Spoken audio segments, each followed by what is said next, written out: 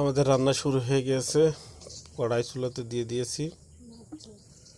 মাছ ভুনা করার চেষ্টা চলছে। বিলের মাছ এখানে দেখতে পাচ্ছেন, বিল থেকে সংগ্রহ করা। এই পাশে মশলাগুলো বেটে নিয়েছি। কড়াই তেল দিয়ে তেলটা গরম হয়ে গেছে। এখন মশলাটা ঢেলে দিলাম, বেটে রাখা মশলাটা সুন্দর মতো ঢেলে দিলাম। এবার এটা ভুনা মতো করে নেব।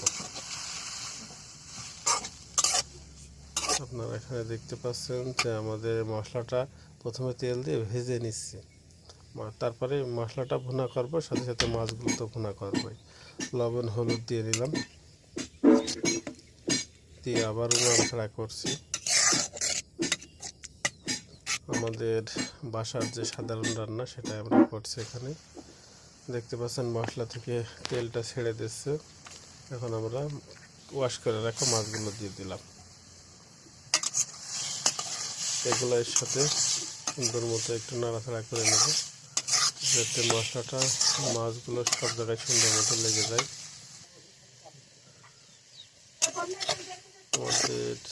আমাদের মাছগুলোর মধ্যে দিয়ে বেশ সময় কিন্তু নাড়াচাড়া করেছে। এখন আমরা একটু পানি দিয়ে দেবো।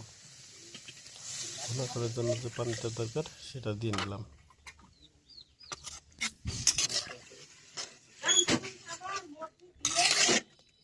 আমাদের মশলাগুলো কষানো হয়ে গেছে, যার কারণে আমাদের কিন্তু পানি দিচ্ছি একবারেই হয়ে যাবে। আমাদের রান্না এখানে কমপ্লিট হয়ে গেছে। আপনারা দেখতে পাচ্ছেন যে বেশ সুন্দর হয়েছে আজকের রান্না। সকলকে ধন্যবাদ।